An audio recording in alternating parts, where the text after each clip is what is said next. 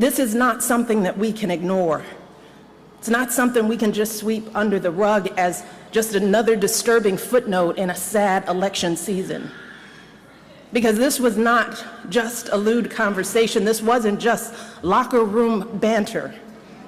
This was a powerful individual speaking freely and openly about sexually predatory behavior, and actually bragging about kissing and groping women, using language so obscene that many of us were worried about our children hearing it when we turn on the TV.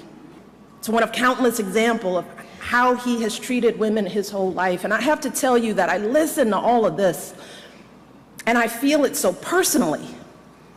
And I'm sure that many of you do too, particularly the women.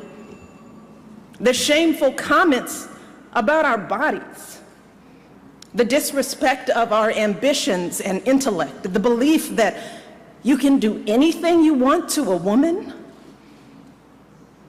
It is cruel. It's frightening. And the truth is, it hurts. It hurts. It's like that sick, sinking feeling you get when you're walking down the street minding your own business and some guy yells out vulgar words about your body. Or when you see that guy at work that stands just a little too close, stares a little too long, and makes you feel uncomfortable in your own skin. It's that feeling of terror and violation that too many women have felt when someone has grabbed them or forced himself on them and they've said no, but he didn't listen. Something that we know happens on college campuses and countless other places every single day.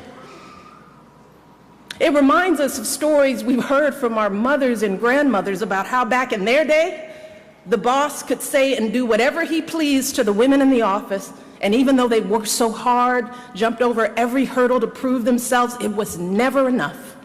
This is not normal. This is not politics as usual.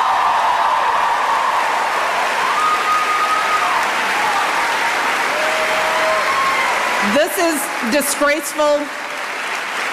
It is intolerable.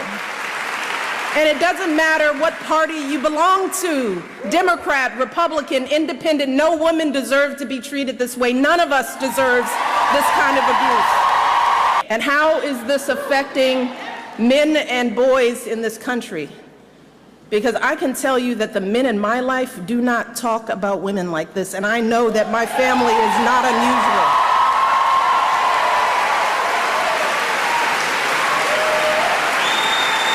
And to dismiss this as everyday locker room talk is an insult to decent men everywhere. Hillary has been a lawyer, a law professor, First Lady of Arkansas, First Lady of the United States, a U.S. Senator, Secretary of State, and she has been successful in every role, gaining more experience and exposure to the presidency than any candidate in our lifetime. More than Barack, more than Bill, and yes, she happens to be a woman. You know, one of the most disturbing things about this election is just the unbelievable rhetoric coming at the top of the Republican ticket. I don't need to repeat it. There are children in the room.